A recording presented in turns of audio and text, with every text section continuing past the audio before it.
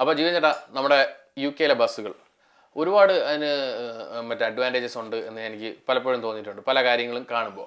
അപ്പോൾ അത് ജീവൻ ചേട്ടൻ തന്നെ ഒന്ന് പറയണം. അതായത് ഇവിടുത്തെ ബസ്സുകളിലുള്ള നമ്മുടെ നാട്ടിലെ ബസ്സുകളൊക്കെ വെച്ച് കമ്പയർ ചെയ്യുമ്പോൾ എന്തെങ്കിലും ഇവിടെ അഡ്വാൻറ്റേജസ് ഉണ്ടോ?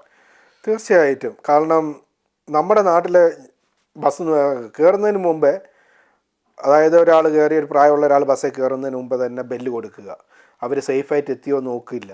അവർ തൂങ്ങി കയറുകയും എവിടെയെങ്കിലുമൊക്കെ പിടിച്ച് കയറുകയും വീഴാൻ പോകുന്ന പോലെയൊക്കെയാണ്. കാരണം എൻ്റെ അമ്മയൊക്കെ യാത്ര ചെയ്തിട്ടുണ്ട്, ഞാൻ യാത്ര ചെയ്തിട്ടുണ്ട്. വളരെ ബുദ്ധിമുട്ട് നമ്മൾ അനുഭവിച്ചിട്ടുണ്ട് ബസ്സിലൊക്കെ.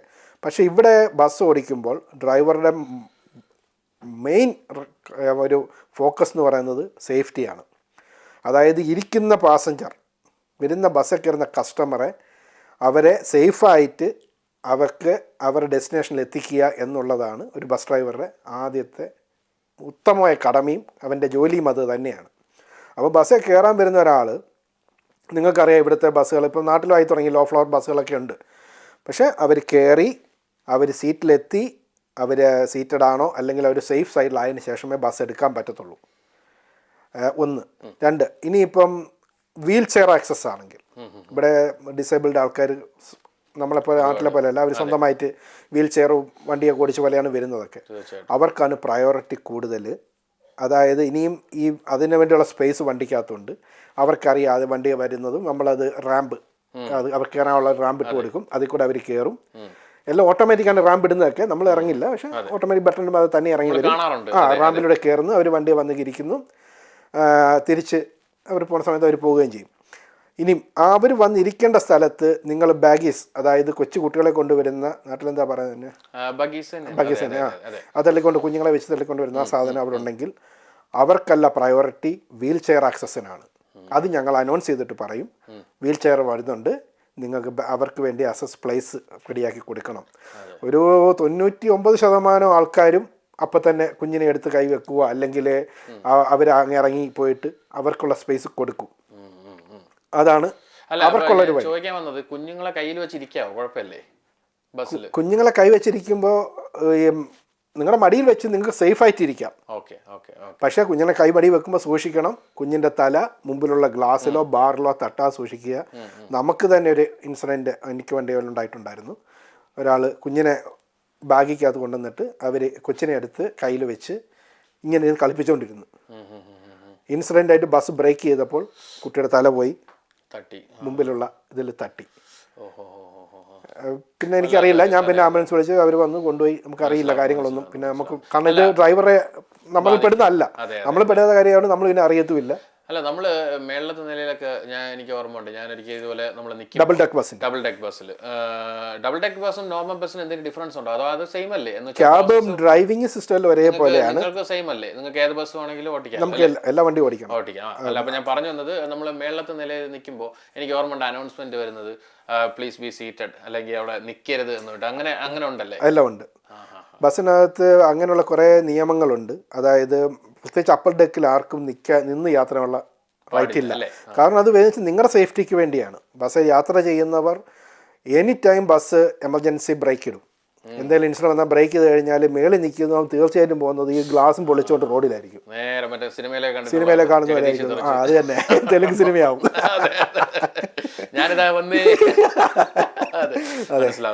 നമ്മുടെ സേഫ്റ്റിക്ക് വേണ്ടിയാണ് അവിടെ അത് നിൽക്കരുത് പറയുന്നത്. താഴെ എനിക്ക് കുറച്ച് പേർക്ക് അതന്നെ, ഒരു ബസ്സിനകത്ത് 120 പേരാണ്. 88 or 90 സീറ്റും 10-30 പേർക്ക് നിൽക്കുകയും ചെയ്യാം. ബിസി ടൈമിൽ അതിൽ കൂടുതൽ ആൾ കയറും. മനസ്സിലാവുന്നു. അല്ല, അപ്പം ഞാൻ ചോദിക്കാൻ വന്ന അതല്ല ജീവൻ ചേട്ടാ. അപ്പം ഈ ചില സമയത്ത് നമ്മൾ നോക്കുമ്പോഴേ, അതായത് 2 പേരൊക്കെ, ഞാൻ ചില സമയങ്ങളിൽ കയറി ഇരിക്കുമ്പോൾ നോക്കാറുണ്ട്, 1-2 പേരൊക്കെ കാണുള്ളൂ. ഈ ബസ് ഇങ്ങനെ അങ്ങ് പോവുകയാണ് അങ്ങറ്റം വരെ. അപ്പം ഞാൻ ആലോചിക്കാറുണ്ട്, ഇതിനൊക്കെ റവന്യൂ ഉണ്ടോ? ഇത് നഷ്ടത്തിലാണോ പോകുന്നത്? ഇതിന്റെ ഒരു പരിപാടി എങ്ങനെയാണ്? അതെ, നിങ്ങൾ ശ്രദ്ധിക്കാറ്, നാട്ടിലാണെങ്കിൽ 120 പേരുള്ള KSRTC ബസ് എപ്പോഴും നഷ്ടത്തിലാണ്. ഇനി എല്ലാ കാലവും നഷ്ടത്തിലാണെന്നാണ് തോന്നുന്നത്. ഇവിടെ 2 പേരെ ഉള്ളെങ്കിലും ബസ് ഓടിക്കൊണ്ടിരിക്കും. ഇവിടുത്തെ ബസ്സിൻ്റെ ഇത് നമുക്ക് നാട്ടിൽ ഇംപ്ലിമെൻറ്റ് ചെയ്യാൻ പറ്റുന്നൊരു സാധനമാണ്. അതായത് കയറുന്ന പാസഞ്ചറുടെ പൈസ കൊണ്ട് മാത്രമല്ല ബസ് ഓടുന്നത്. ഇതിനകത്ത് നമ്മൾ മനസ്സിലാക്കേണ്ട ഒരു കാര്യം, നമ്മുടെ ഇവിടെ ഇത് മുമ്പ് ആദ്യം പറഞ്ഞ പോലെ TFL ആണ് ബസ്സിനെ കൺട്രോൾ ചെയ്യുന്നത്. അതായത് ലണ്ടൻ മേയറുടെ അണ്ടറിൽ മേയറുടെ ഓഫീസിൽ നിന്നാണ് TFL ആണ് ബസ് ഇവിടുത്തെ ട്രാൻസ്പോർട്ട് മുഴുവൻ കൺട്രോൾ ചെയ്യുന്നത്. ട്രാൻസ്പോർട്ട് നിങ്ങൾക്കറിയായിരിക്കും, പോലീസ് ഡിപ്പാർട്ട്മെൻറ്റ്, പിന്നെ സ്കൂള്, ഇതെല്ലാം അവരാണ് കൺട്രോൾ ചെയ്യുന്നത്. അപ്പം മേയറുടെ ഓഫീസിൽ നിന്ന്, അതായത് ഒരു എമൗണ്ട് ഒരു വർഷം ഇത്ര രൂപ എന്നും പറഞ്ഞ് മേയറാണ് അവരുടെ TFL ആണ് ഈ ടെൻഡർ കൊടുക്കുന്നത്. അപ്പോൾ അവരൊരു പൈസ കമ്പനിക്ക് കൊടുക്കുകയാണ്. ഈ മേയറിന് പൈസ വരുന്നത് എവിടെ നിന്നാണ് ചോദിച്ചു കഴിഞ്ഞാൽ നമ്മുടെ കൗൺസിൽ ടാക്സ് ആണ്. ശരി, ഓക്കെ. നിങ്ങൾ അടയ്ക്കുന്ന, ഇവിടെ അടയ്ക്കുന്ന ഓരോ വീട്ടുകാരും അടയ്ക്കുന്ന ടാക്സിൽ നിന്ന് ഒരു ഭാഗം സ്കൂളിനും പോലീസിനും ബസ്സിനും ട്രാൻസ്പോർട്ടിനായിട്ട് കൊടുക്കും. അപ്പം ബസ്സിന് ആളില്ലെങ്കിലും നിങ്ങൾ കിടന്ന് ഉറങ്ങുമ്പോഴും നിങ്ങൾ അടച്ച ടാക്സിൽ നിന്ന് ഒരു വിഹിതം ബസ് കമ്പനിക്ക് വരുന്നുണ്ട്, ഒരു ഇൻകം വരുന്നു. പിന്നെ എല്ലാ വർഷവും ഗവൺമെൻറ് ഒരു ചെറിയ ഫണ്ട് ഇടും. അതായത് ഇവിടുത്തെ UK ഗവൺമെൻറ് ഒരു ചെറിയ ഫണ്ടിവിടെ അത് ഇമ്പ്രൂവ് ചെയ്യാൻ, പുതിയ ലൈൻ ഉണ്ടാക്കാൻ, പുതിയ ബസ് കമ്പനി ഉണ്ടാക്കാൻ, പുതിയ റൂട്ട് ഉണ്ടാക്കാൻ അവരത് കൊടുക്കും. പിന്നെ മൂന്നാമത് പൈസയാണ് നിങ്ങൾ പാസഞ്ചേഴ്സ് കയറുമ്പോൾ അടിക്കുന്ന പൈസ. അത് നല്ല എമൗണ്ട് ആണ്. ഞാൻ മുമ്പ് ആദ്യം പറഞ്ഞ പോലെ ഒരാൾക്ക് മാസം 150 to 200 പൗണ്ട് ആവും. മനസ്സിലാവുന്നു. അതാണ് ഈ സർവൈവ് ആവുന്നത് അല്ലേ?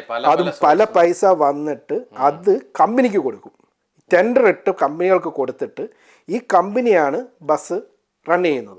കമ്പനി ചെയ്യുന്നത് വെച്ചാൽ നമ്മൾ ജോലിക്കാരെ മാത്രം വെക്കുന്നു. മനസ്സിലാവുന്നു. അപ്പം ഇതേ സിസ്റ്റം ആണ് നമുക്ക് നാട്ടിലും ചെയ്യാവുന്നില്ലേ, ഈസി ആയിട്ട്? ഒന്ന് ആലോചിച്ച് നോക്കിയേ. അതായത് ഇപ്പം തിരുവനന്തപുരത്ത് നിന്ന് ആറ്റിങ്ങലിലേക്ക് പോകുന്ന ഒരു റൂട്ട്, തിരുവനന്തപുരം ഡിപ്പോയിൽ നിന്ന് എത്ര റൂട്ട് പോകുന്നുണ്ടോ അത്രയും റൂട്ട് എടുത്തിട്ട് ഓരോ റൂട്ടിന് ഓരോ ഇത്ര എമൗണ്ട്, ഒരു വർഷം ഓടുന്നതിന് ഇത്ര രൂപ എന്ന് പറഞ്ഞ് ആ ഒരു കമ്പനിക്ക് അല്ലെങ്കിൽ ആ ഒരു ബസ് ലൂവിന് കൊടുത്തു കഴിഞ്ഞാൽ അവിടെ നിൽക്കുന്ന സ്റ്റാഫിൻ്റെയും പൈസ മാത്രം കൊടുക്കുക. ഇതിലേക്ക് കൗൺസിലിൽ നിന്ന് കാശ് മേടിക്കാം, ജനങ്ങളുടെ കയ്യിൽ നിന്ന് കാശ് മേടിക്കാം, ഗവൺമെൻറ്റിൽ നിന്ന് കാശുണ്ടാക്കാം. എന്നിട്ട് പല പൈസ വന്നിട്ട് ഒരിടത്ത് കൊടുത്തുകൊണ്ട് ഓടിക്കുകയാണെങ്കിൽ ആൾക്കാർക്ക് ഇഷ്ടപ്പെടും. നിങ്ങൾ ഈ എന്നും 10 രൂപ 12 രൂപ കൂട്ടിത്താ അടി ഉണ്ടാക്കുന്നതിനേക്കാൾ നല്ലത് ഈ 5 രൂപയ്ക്ക് ആളിനെ ഓടിക്കുകയും ചെയ്യാം. ആൾക്കാർ കൂടുതൽ ഇവിടെ ഗവൺമെൻറ് ചെയ്യുന്നതാണ്. ഇവിടെ മാക്സിമം ഒരു ആൾക്കാരെ ബസ്സേ കയറ്റാനാണ് നോക്കുന്നത്. വളരെ ശരിയാണ്. ഇപ്പോൾ ആളില്ലാതെ നിങ്ങൾ കാണാതിരിക്കും 5 മിനിറ്റ് എവരി 5 മിനിറ്റ്സിലാണ് ഞാൻ ഓടിക്കുന്ന ഒരു ബസ് ഓടിക്കൊണ്ടേ ഇരിക്കുന്നത്.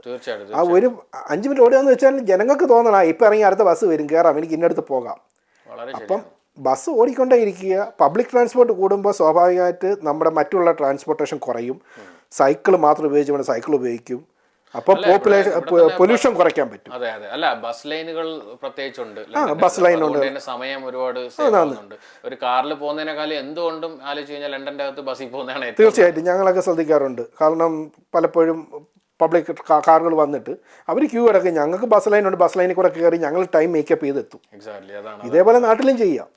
ബസ്സിന് പ്രത്യേക ലൈൻ ഇട്ട് കൊടുത്തു കഴിഞ്ഞാൽ സുഖമായിട്ട് പോകാം. റോഡിൽ ഇത്തിരി വീതി കൂട്ടണമെന്നുള്ളൂ, മറ്റവരും കടന്നു പോട്ടെ. തീർച്ചയായിട്ടും. അല്ലെങ്കിൽ അവർ ബസ്സിൽ കയറുകയാണ്. കാരണം അവരുടെ ടാക്സ് വരെ കൊണ്ടാണ് ഈ വണ്ടി ഓടുന്നുള്ള ബോധം അവർക്കുണ്ടാണ്. നമ്മുടെ നാട്ടിൽ ടാക്സ് കിട്ടുന്നുണ്ട് ഗവൺമെന്റിന്, പക്ഷെ കോർപ്പറേഷന് എല്ലാ വർഷം 50 കോടി 100 കോടി കൊടുക്കുന്നല്ലാതെ എവിടെ പോകുന്നു എങ്ങനെ എനിക്കറിയില്ല. അത് രാഷ്ട്രീയമാണ്.